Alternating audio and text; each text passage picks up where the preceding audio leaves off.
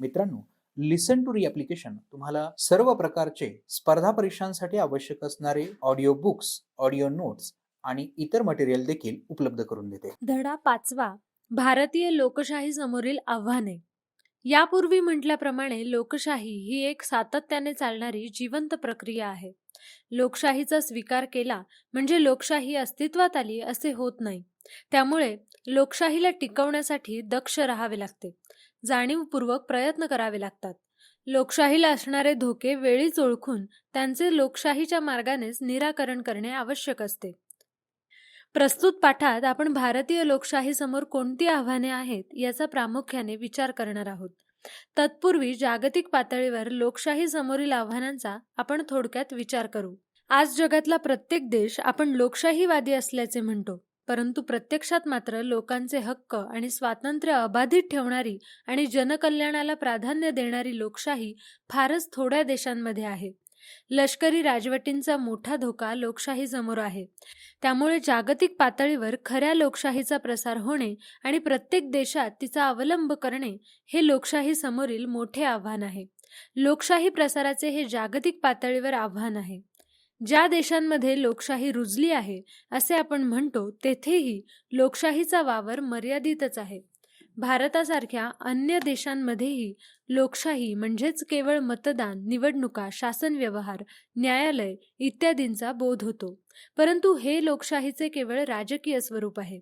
लोकशाही जर एक जीवनमार्ग व्हायचा असेल तर लोकशाही समाजाच्या विभिन्न क्षेत्रांमध्ये पोहोचली पाहिजे.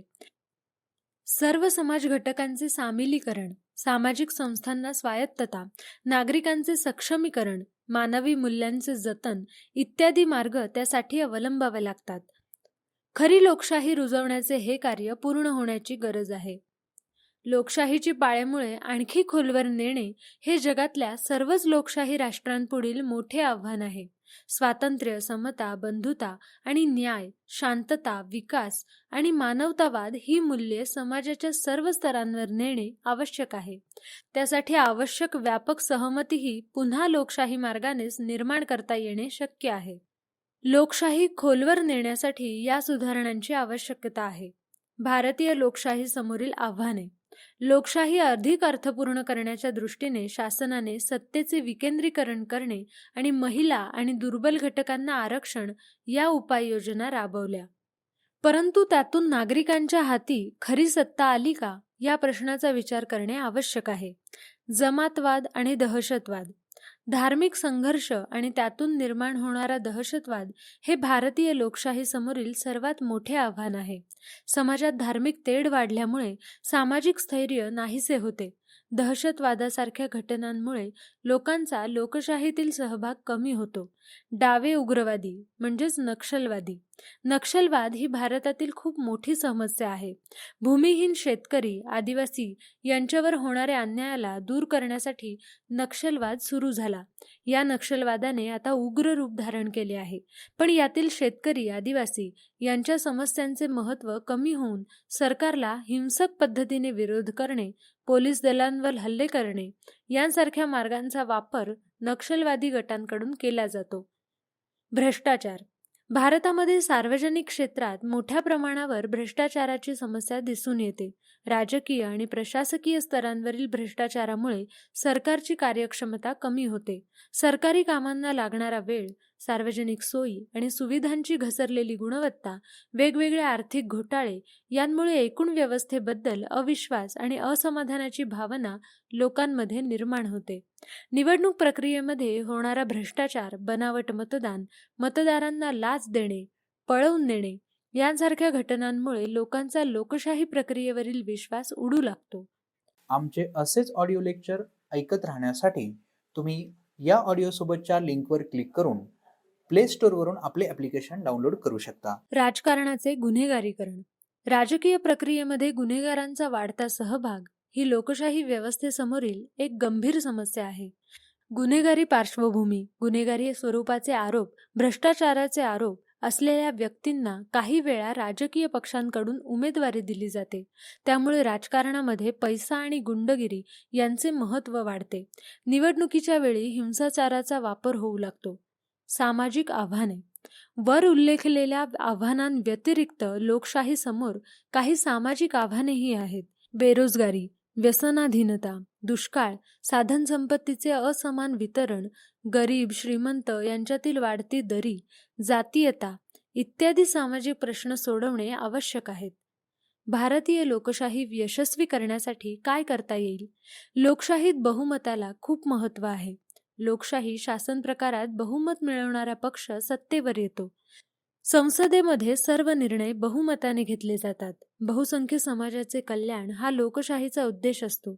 बहुमताला महत्त्व देताना अल्पमतात असणारे आणि अल्पसंख्य असणारे यांच्यावर अन्याय होण्याची शक्यता असते. लोकशाही हे जरी बहुमताने चालणारे सरकार असले तरी अल्पमतात असणाऱ्या लोकांना निर्णय प्रक्रियेत सामावून घेणे, त्यांच्या हितसंबंधांचा विचार करणे हे देखील सरकारचे कर्तव्य आहे. थोडक्यात लोकशाही शासनामध्ये सर्वांच्या मतांना महत्त्व असायला हवे. त्याचप्रमाणे बहुमताचे सरकार हे बहुसंख्य असलेल्या समाजाचे सरकार असू नये. सर्व धार्मिक, वांशिक, भाषिक, जातीय गटांना लोकशाहीमधील निर्णय प्रक्रियेमध्ये सहभागी होण्याची समान संधी मिळायला हवी.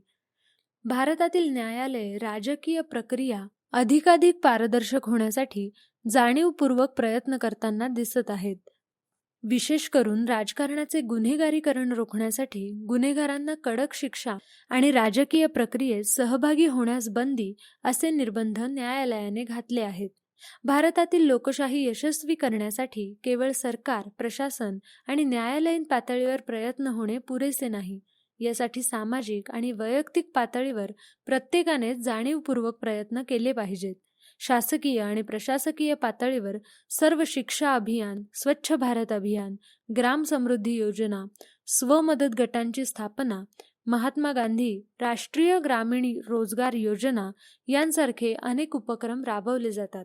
स्त्रियांचे राजकीय प्रतिनिधित्व वाढवण्यासाठी स्थानिक शासन संस्थांमध्ये स्त्रियांसाठी 50% जागा राखीव ठेवण्यात आल्या आहेत. भारतातील लोकशाही यशस्वी व्हायला हवी असेल तर सर्वच पातळ्यांवर नागरिकांचा सहभाग वाढला पाहिजे. विशेषतः शासन व्यवहारांच्या पातळीवर तो वाढल्यास सार्वजनिक धोरणांचे स्वरूप बदलेल.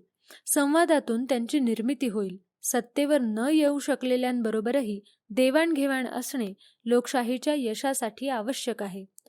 समता, स्वातंत्र्य, सामाजिक न्याय, धर्मनिरपेक्षता आपल्या वैयक्तिक जीवनातही या मूल्यांचा आदर आणि जोपासना करायला हवी. आपण देशाचे एक जबाबदार नागरिक आहोत ही जाणीव प्रत्येकाने ठेवली तरच लोकशाही यशस्वी होईल. लिसन टू री ॲप्लिकेशन तुम्हाला सर्व स्पर्धा परीक्षांसाठी आवश्यक असणारी ऑडिओ नोट्स, ऑडिओ बुक्स आणि इतर मटेरियल देखील उपलब्ध करून देते. चला तर मित्रांनो, भेटूयात पुढच्या लेक्चरमध्ये. तोपर्यंत धन्यवाद.